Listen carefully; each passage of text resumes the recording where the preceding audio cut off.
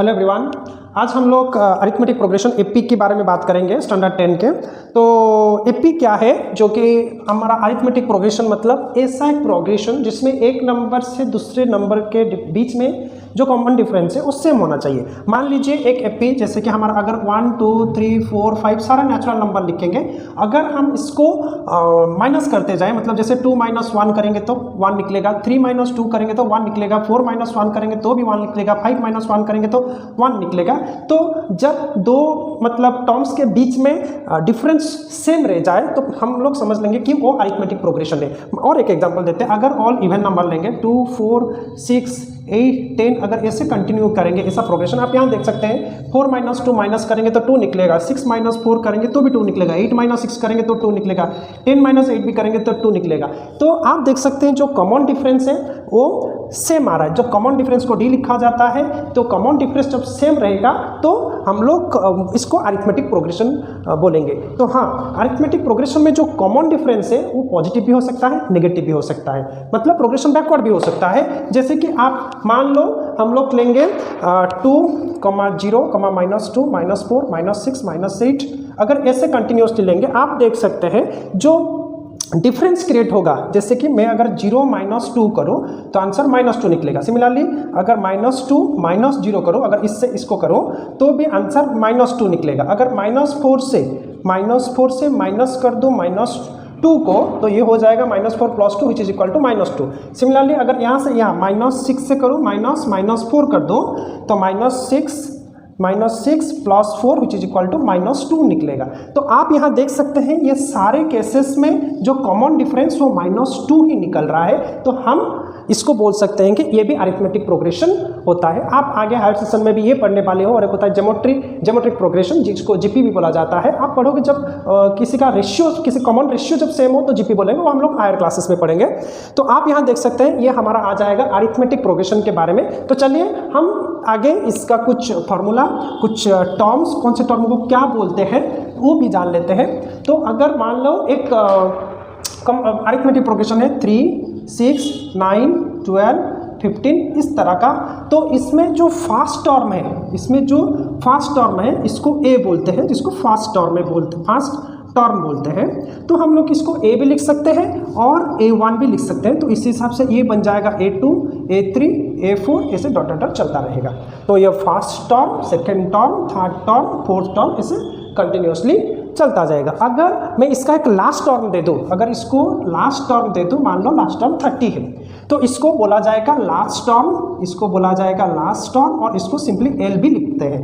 तो अगर हम आगे हम लोग पढ़ेंगे, अगर इसको हमको पता नहीं है कितने टर्म आ जाएंगे, मतलब ऐसे कितने टर्म्स आएंगे, तो उसके लिए पाने के लिए हम आगे पढ़ेंगे, इसी को ही AN लिखते हैं, इसको AN भी लिखते हैं। तो ये चीज़ हम लोग आगे डिस्कस करेंगे।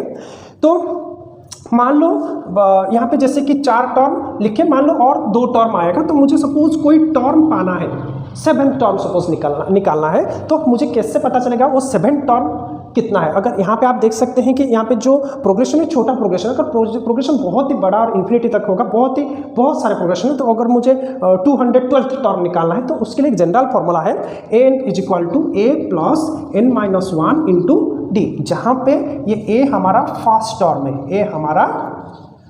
टर्म है, D हमारा कॉमन डिफरेंस है। तो कॉमन डिफरेंस को कैसे निकालते हैं? अगर D का जनरलाइज फार्मूला बोलेंगे तो AN+1 - AN में हम लोग इसका कॉमन डिफरेंस निकाल सकते हैं। जैसे कि AN+1 - AN मतलब हम लोग अगर इस N को अगर 3 लेंगे तो A3+1 मतलब A fourth term minus A third term, मतलब यहाँ पे फर्स्ट सेकेंड थर्ड फोर्थ यहाँ से यहाँ माइनस कर देंगे। अगर कॉमन डिफरेंस, हाँ एक बात और है, अगर कॉमन डिफरेंस सेम नहीं रहा तो वो एपी के अंडर नहीं जाएगा। तो ये हमारा जनरल फॉर्मूला है कोई भी नंबर ऑफ टर्म जानने के लिए, ये हमारा जनरल फॉर्मूला है। तो चलिए हम लोग कुछ इसके एनसीईआरटी बुक से कुछ एग्जांपल्स की तरफ बढ़ते हैं, जो कि एग्जांपल्स हमारा दिया गया है बुक्स में।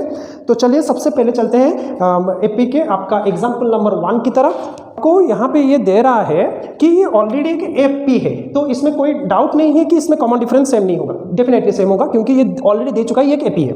AP दे चुका मतलब इसमें हम लोग का कॉमन डिफरेंस सेम ही रहेगा। तो हमारा फर्स्ट टर्म में बोला था जो पहला टर्म होता है वो फर्स्ट टर्म होता है, तो what is our first term ना 3/2 एंड कॉमन डिफरेंस कैसे निकालते हैं, मैंने फॉर्मूला बोला था an+1 माइनस an में हम लोग कॉमन डिफरेंस निकालेंगे। अगर मान लो n को 1 लिया तो आप हिसाब से कुछ भी ले सकते हो, यहाँ पे तो 4 ही टर्म है, आप 3 तक ही ले सकते हो क्योंकि आगे टर्म फिर निकालना पड़ेगा।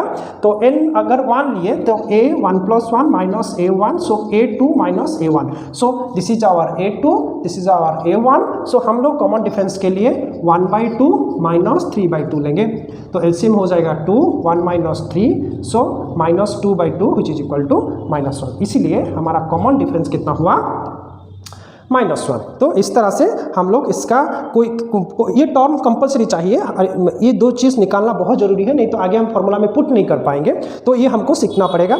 चलिए हम लोग एग्जाम्पल 2 की तरफ बढ़ते हैं। तो एग्जाम्पल 2 में दिया है which of the following are under the arithmetic progression, कौन से चीज़ें आपका अरिथमेटिक प्रोग्रेशन के अंडर आता है। मैं क्वेश्चन नहीं लिख रहा हूँ, डायरेक्ट आंसर लिख रहा हूँ, मैं स्क्रीन में इसका क्वेश्चन स्क्रीनशॉट लेके आपको दे दूंगा, तो आप वहाँ से क्वेश्चन देख सकते हैं।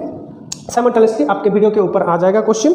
तो which of the following list of the numbers form the AP, if they form an AP write the next 2 term. तो यहाँ पे हमको 2 चीज़ देखना है, पहले डिसाइड करना है कि ये एपी है कि नहीं। पहली बात, अगर एपी है तो उसके बाद उसके आगे का 2 टर्म निकालना है। तो चलिए हम लोग इसका फर्स्ट बिट की तरफ बढ़ते हैं। तो आप यहाँ देख सकते हैं फर्स्ट बिट में दिया है 4, 10, 16 एंड 22। तो हम लोग पहले डिसाइड करेंगे कि ये एपी है कि नहीं। एपी है कि नहीं डिसाइड करने के लिए एक ही तरीका है, that is the common difference. तो चलिए हम लोग a2 माइनस a1 करेंगे जो कि 10 माइनस 4 होता है, तो कॉमन डिफरेंस, तो डिफरेंस 6 हुआ। फिर a3 माइनस a2 करेंगे, 16 minus 10 which is equal to 6 हुआ। और a4 माइनस a3 करेंगे, 22 माइनस 16 जो कि 6 हुआ। आप यहाँ देख सकते हैं क्योंकि कॉमन डिफरेंस 6 निकल रहा है, therefore it is an AP, therefore it is an AP.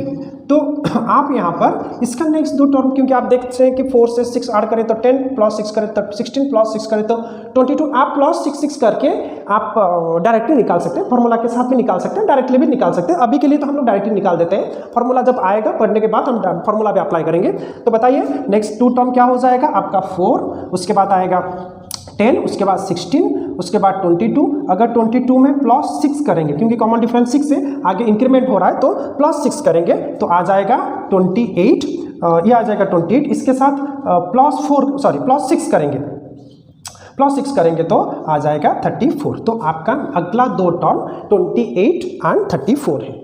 तो पहले हमको ये डिसाइड करना है कि एपी है कि नहीं, जो कि हम कॉमन डिफरेंस निकालेंगे। और बाकी उसके 2 टर्म दिया है क्लियरली क्वेश्चन में कि if they are form the AP write the next 2 term. अगर वो एपी है तो आप नेक्स्ट 2 टर्म जस्ट हम लोग ऐड करके इसका नेक्स्ट 2 टर्म निकाल सकते हैं। चलिए सेकेंड बिट के और चलते हैं। इसका सेकेंड बिट में है हमारा 1, -1, -3, एक मिनट, हाँ, -3 एंड -5। अब देखेंगे कि ये एपी बना रही है या नहीं है। तो वैसे ही सिमिलरली हम लोग a2 माइनस a1 करेंगे तो -1, -1, -2 आएगा। फिर a3 माइनस a2 करेंगे तो ये हो जाएगा a3, सो -3 माइनस -1, तो डिफरेंस है तो सब्ट्रैक्शन हमको करना पड़ेगा।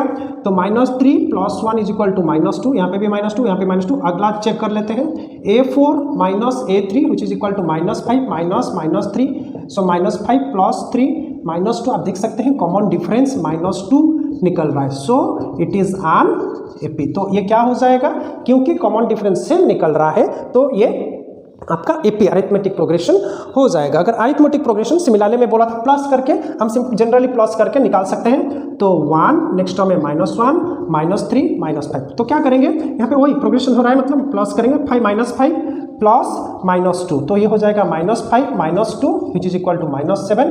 नेक्स्ट टर्म -7 हो जाएगा, -7 प्लस -2, -7 -2 इज इक्वल टू -9 हो जाएगा। तो उसका और आगे का 2 टर्म -2 ऐड करके निकालेंगे जो कि -7 एंड -9 निकलेगा।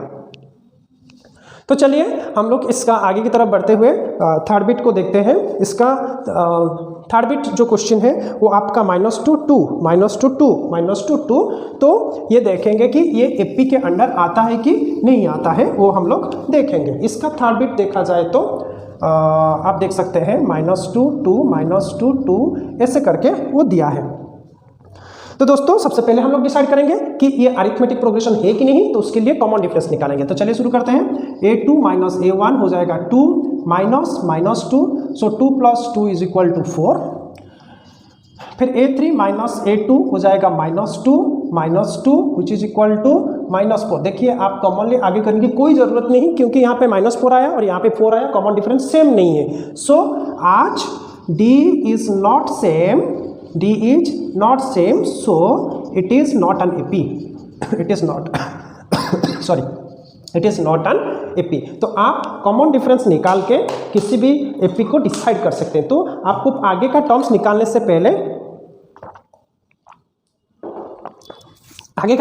से पहले कॉमन डिफरेंस जरूर चेक कर लेना है। अगर कॉमन डिफरेंस सेम आया तो जाके आप आगे प्रोग्रेस करेंगे।